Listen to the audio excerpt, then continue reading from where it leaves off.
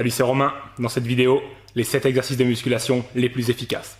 On va voir pourquoi ils sont plus efficaces pour construire du muscle sur la durée, quelles sont leurs limites et comment progresser efficacement sur la durée avec ces mouvements-là. Jingle.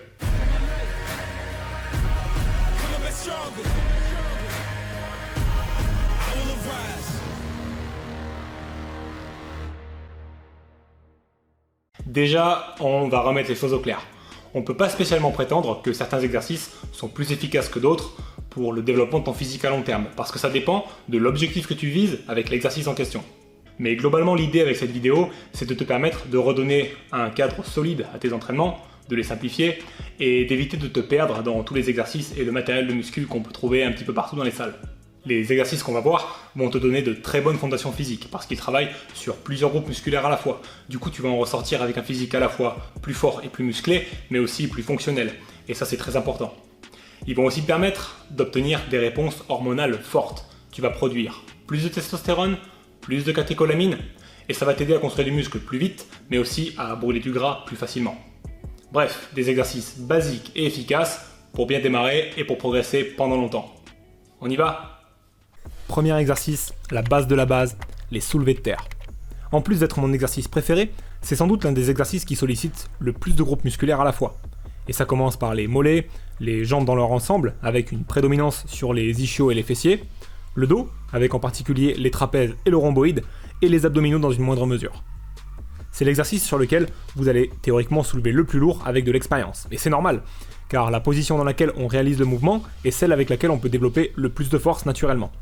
Pour autant, c'est pas un exercice facile pour la plupart des débutants. Déjà parce qu'il demande de la technique pour être réalisé correctement et éviter les blessures, et puis parce qu'il demande une certaine souplesse pour pouvoir se positionner, et là encore c'est surtout au niveau du dos et de la mobilité des hanches que pas mal de choses se jouent. Ce qui n'est pas toujours acquis lorsqu'on débute. C'est pourquoi je vous recommande de réaliser cet exercice barre à vide lors de vos premières séances, afin de bien intégrer le mouvement et de continuer par la suite avec des séries assez longues, 8 reps et plus, et bien sûr des charges modérées. Ensuite, vous pourrez attaquer à faire des séries lourdes. Pour ne pas faire de doublons, je vous invite à regarder la vidéo complète que j'avais faite sur la réalisation des soulevés de terre et comment soulever lourd dessus. Le lien s'affiche avec la petite fiche en haut à droite de l'écran. Deuxième exercice, les tractions. Exercice de base pour le dos et qui travaille aussi sur les biceps. Là encore, et pour beaucoup, c'est pas un exercice facile parce que la facilité de réalisation, elle dépend à la fois de votre force, mais aussi de votre poids actuel et en particulier de votre taux de masse graisseuse. Si vous êtes assez gras aujourd'hui et que vous devez perdre 15 ou 20 kg pour retrouver un poids de forme, ben c'est comme attaquer les tractions avec une charge additionnelle de 15 ou 20 kg. C'est pas facile. Si vous êtes dans ce cas, je vous recommande d'oublier les tractions pour l'instant et de travailler par exemple sur les rowing à la barre. Ils vous permettront de muscler votre dos presque aussi bien que les tractions, le temps que vous atteigniez un taux de graisse plus confortable pour pouvoir réaliser de belles tractions en amplitude maximale. Généralement, ça commence à devenir beaucoup plus facile en dessous de 20% de taux de masse graisseuse.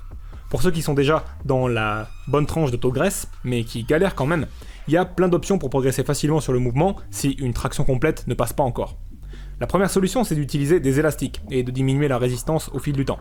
Par exemple, commencer à faire des séries avec une résistance de 20 kg, puis 10 kg, puis 5, au fil des semaines, etc., etc. Et puis un jour, traction. Vous pouvez aussi travailler uniquement sur la phase négative les premiers temps. Sautez pour attraper la barre et vous retrouver en position haute. Et ensuite, descendez lentement jusqu'à revenir au point de départ. Vous verrez, ça vient très vite et vous finirez même par ajouter du poids pour corser la difficulté. On passe aux dips, mon deuxième exercice préféré. Je sais pas pourquoi, j'adore le feeling sur cet exercice. Là, on travaille sur les pectoraux, les épaules et bien sûr les triceps. L'idéal, c'est d'avoir dans votre salle une chaise à dips avec des barres qui s'ouvrent vers l'extérieur. Elles vous permettront de trouver la position qui vous correspond parfaitement. En général, on va chercher un grip un peu plus large que la largeur des épaules. On va ensuite descendre en avançant légèrement le buste en avant jusqu'à ce que les bras soient parallèles au sol. C'est la position de base pour les dips. Mais c'est aussi une question de feeling. De mon côté, je préfère descendre un tout petit peu plus bas pour mieux ressentir les contractions dans les pectoraux qu'on peut avoir du mal à sentir travailler si on s'arrête un petit peu trop haut. On continue avec les abs rollers. Si je devais conserver un seul exercice pour les abdos, ce serait celui-là. Il combine à la fois contraction et étirement du grand droit de l'abdomen, mais il ajoute un aspect gainage que je trouve intéressant. C'est d'ailleurs un super test de gainage général. L'avantage, c'est qu'il offre une grosse marge de progression et on peut commencer même si on a des abdos en carton, parce que toute la difficulté, elle réside dans la distance qu'on va parcourir avec la roue. On peut donc commencer à faire des séries d'une dizaine de reps en allant jusqu'à un tiers du parcours, puis mi-parcours, et augmenter la distance au fil du temps jusqu'à atteindre l'amplitude complète. La limite de distance ou de répétition qu'on peut faire sur une série, c'est quand les abdos ne sont plus assez forts pour soutenir le mouvement et où on sent que le dos commence à se creuser et à fléchir. L'une des clés pour bien ressentir les abdos travaillés sur cet exercice, c'est de forcer la contraction lorsqu'on revient en position initiale. Je trouve que ça augmente l'activation du bas des abdos que j'ai du mal à travailler en général. Dites-moi ce que vous en pensez dans les commentaires. Maintenant, on attaque le travail des pectoraux, des épaules et des triceps avec le développé couché. C'est le mouvement de poussée par excellence. Mais on n'est pas tous à l'aise avec le mouvement quand on commence. Ce que j'ai remarqué en coachant des dizaines de débutants dans ma salle, c'est leur manque d'activation des pectoraux au profit des triceps et des épaules. Et ça dépend à la fois de votre morphologie, mais aussi de quel muscle a une prédominance sur les autres au moment où vous commencez à pratiquer l'exercice. Et sur cet exo, c'est majoritairement les pectoraux qui doivent travailler. Si vous les ressentez pas correctement, je vous recommande de tabler au départ sur des séries très longues, jusqu'à 20 reps, avec des charges légères, et de les réaliser avec un tempo assez lent, en vous concentrant sur la contraction des pectoraux. Ça va augmenter progressivement la connexion entre le cerveau et les muscles, et vous les sentirez plus facilement travailler à l'avenir, et ça deviendra naturel. Passons aux épaules avec le développé militaire. Ce qui est très intéressant sur cet exercice, c'est le fait de devoir à la fois se concentrer sur la réalisation du mouvement et sur le chemin de la barre, mais à la fois de devoir aussi maintenir une position stable sans arquer le dos, ce qui sera plus challengeant que ça n'y paraît, surtout lorsque les charges vont commencer à monter. Bref, faut bien se gainer. C'est aussi un exo qui demande une certaine mobilité au niveau des épaules. Si vous en manquez et n'arrivez pas à monter la barre jusqu'à la verticale bras tendus, faites une vingtaine de rotations d'épaule à la barre lors de vos échauffements, et lorsque vous arriverez à faire des tours complets et propres, ça ira beaucoup mieux sur les développés militaires et sur beaucoup d'autres mouvements. Toujours pareil, on commence avec des charges légères et on monte progressivement au fil des semaines. On termine avec ce qui est selon moi l'exercice le plus difficile et le plus challengeant en musculation, le squat. Exercice qui va compléter l'entraînement des jambes avec le soulevé de terre, puisqu'il va donner l'avantage aux quadriceps, mais travailler aussi sur les ischios, les fessiers et les abdos. Bref, c'est un mouvement polyarticulaire. Je trouve que c'est l'exo le plus dur, déjà parce que c'est dur et éprouvant, mais aussi parce que c'est un exercice assez exigeant en termes de souplesse et de mobilité, en particulier en ce qui concerne les chevilles, les hanches et les épaules. J'avais fait une vidéo complète dessus il y a quelques temps, où je couvre tous les aspects techniques de la réalisation du mouvement, et aussi tout ce qui touche à la mobilité, afin d'éviter de te blesser et de réaliser le mouvement correctement. Tu peux la retrouver en cliquant sur la fiche qui s'affiche en haut à droite de l'écran. Note simplement que si tes mouvements sont très brouillons et inconfortables à cause d'un manque de mobilité, tu peux très rapidement t'améliorer en réalisant des overhead squats avec une barre à vide à la place du squat les premiers temps. Ça va améliorer ta mobilité générale sans risquer de te blesser. Et quand tu pourras les réaliser bras tendus avec une amplitude complète sans avoir besoin de lever les talons ou de partir en avant, tu verras que ton mouvement des squats va naturellement s'améliorer, que tu vas pousser plus lourd et te sentir beaucoup plus à l'aise sur le mouvement, en plus de diminuer ton risque de blessure. C'est d'ailleurs mon exercice d'échauffement avant les squats depuis toujours. Déjà, avec ces 7 exercices, tu peux déjà te construire un bon programme d'entraînement en les répartissant sur tes séances de la semaine. Par exemple, en réalisant 4 séries de 10 répétitions sur chacun des exos. Mais ils ont leurs limites.